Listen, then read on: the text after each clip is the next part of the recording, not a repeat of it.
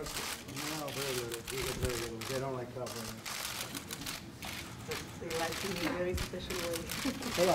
Netanyahu with us. They've been friends for a long time. We have, I would say, probably the best relationships right now with Israel that we ever had. I think we're as close now as maybe ever before. Jerusalem was a wonderful thing, and I know it was very much appreciated in a big part of the world, not just in Israel, in a very big part. So that was a decision that I had to make. Many presidents were discussing whether or not to make that decision, and they promised it in their campaigns, but they never were able to do what they should have done. So I was able to do it, and I think it's something that's very much appreciated in Israel, but far beyond Israel. We are very close on trade deals. We are very, very close on military and terrorism and all of the things that we have to work together on. So the relationship has never been better, and Mr. Prime Minister, Mrs. Netanyahu, it's a great honor to have you. Thank you. Thank you very much. Thank you. Mr. President, Donald, Melania, Sarah, and I want to thank you for your extraordinary friendship and hospitality. It's always a pleasure to see you both, but this is the first time we meet in Washington, America's capital, after you declared, Mr. President, Jerusalem as Israel's capital. And this was a historic proclamation, followed by your bold decision to move the embassy by our upcoming National Independence Day. I want to tell you that the Jewish people have a long memory. So we remember the proclamation of the great king, Cyrus the Great, Persian king, 2,500 years ago. He proclaimed that the Jewish exiles in Babylon could come back and rebuild our temple in Jerusalem. We remember 100 years ago, Lord Balfour, who issued the Balfour Proclamation that recognized the rights of the Jewish people in our ancestral homeland. We remember 70 years ago, President Harry S. Truman was the first leader to recognize the Jewish state. And we remember how a few weeks ago, President Donald J. Trump recognized Jerusalem as Israel's capital.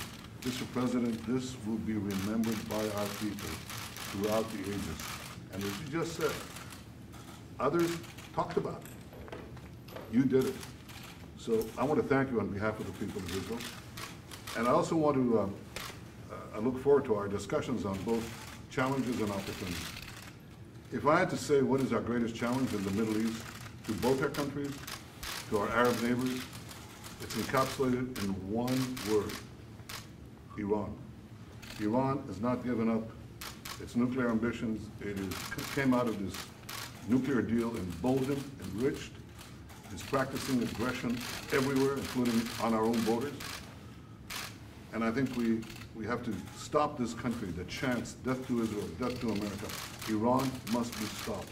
That is our common challenge.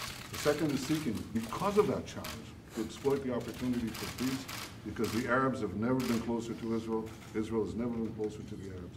And we seek also to broaden that peace to the Palestinians. So I look forward to those discussions, but I want to just reiterate what you just said. Mr. President, I've been here for nearly 4 decades with seeking to build the American-Israel alliance. Under your leadership, it's never been stronger. And the people of Israel see your position on Jerusalem, they see your position on Iran, they see your magnificent defense of Israel and the truth in the United Nations. And I, as Prime Minister, see something that you as President see, but others can't see. It's the extent of our intelligence and other cooperation in matters that are vital for the security of both our peoples. And Mr. President, I just want to say thank you for your leadership, and thank you for your tremendous friendship. Thank you. Thank you very much. Thank you. Mr. President, when you introduce your piece, I may. We're looking at it. We'll have it built very quickly. A lot of people wouldn't be doing it quickly like that. We're going to have it built very quickly and very inexpensively. They put an order in front of my desk last week for $1 billion. I said, $1 billion? What's that for? We're going to build an embassy. I said, we're not going to spend $1 billion. And we're actually doing it for about $250,000. So check that out. Now it's temporary, but it'll be very nice. $250,000 versus $1 billion. Is that good? Yeah. So can we say that you're contemplating? We're looking to at coming. If Jerusalem? I can, I will, but I'll be there again. Israel is very special to me, special country, special people, and I look forward to being there, and I'm very proud of that decision. And what about your peace deal? When will you present your peace deal? But we're going to see. We're working on it very hard, and we'd like to. Look, it would be a great achievement, and even from a humanitarian standpoint, what better if we could make peace between Israel and the Palestinians. And I can tell you, we are working very hard on doing that, and I think we have a very good chance. And the biggest difficulty that anybody's had, you look over 25 years, nobody could get past, number one, Jerusalem. They couldn't get past it. We've taken it off the table. So this gives us a real opportunity to do peace. We'll see how it works out. The Palestinians, I think, are wanting to come back to the table What if they don't? very How do you see badly. If they don't, you don't have peace. You're You not don't gonna have enforce peace. your plan If they don't, you don't have peace, and that's a possibility also. I'm not saying it's going to happen. Everybody said this is the hardest deal to make of any deal. Whenever you have a hard deal, like in business, you say, oh, this is almost as bad as Israel and the Palestinians. You use it like as an example. This is the hardest deal. This is years and years of opposition and, frankly, hatred and a lot of things involved in this deal, beyond the land. And I will tell you that if we could do peace between Israel and the Palestinians, that would be a great thing for the world. It would be a great thing for this country and for everybody. So we're working very hard on it. We have a shot at doing it. Thank you all very much. I appreciate it. Thank you. Thank you very much. Back down on trade. Paul Ryan says he's worried about a trade war. Are you going to back down on the tariffs?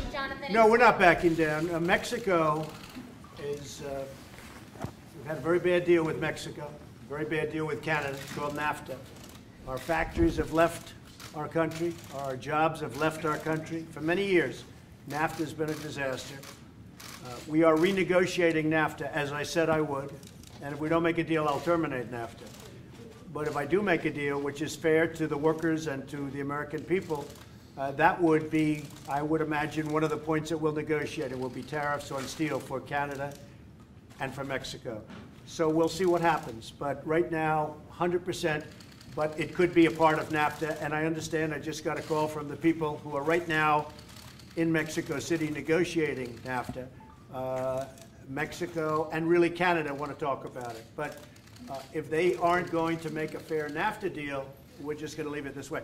People have to understand our country on trade has been ripped off by virtually every country in the world, whether it's friend or enemy.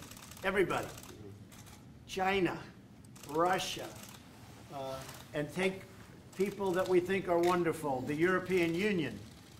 We can't do business in there. They don't allow. They have trade barriers that are worse than tariffs. They also have tariffs, by the way, but they have trade barriers far worse than tariffs. And if they want to do something, we'll just tax their cars that they send in here like water. So we may have friends, but remember this. We lost over the last number of years $800 billion a year. Not $500,000, not 12 cents. We lost $800 billion a year on trade. Not going to happen. We got to get it back. And of course, the biggest problem is China. We lost $500 billion. How previous presidents allowed that to happen is disgraceful. But we're going to take care of it. Thank you all very much. Thank you. Not worried about a trade war. Thank you. Thanks, everyone. I don't think you have a trade war. And we have more action I don't think so. coming from Israel. I don't think you're going to have a trade war. Prime Minister Netanyahu. Would you like to come about everyone? Thanks, everyone. Thank you all. Thank you. Thank you very much.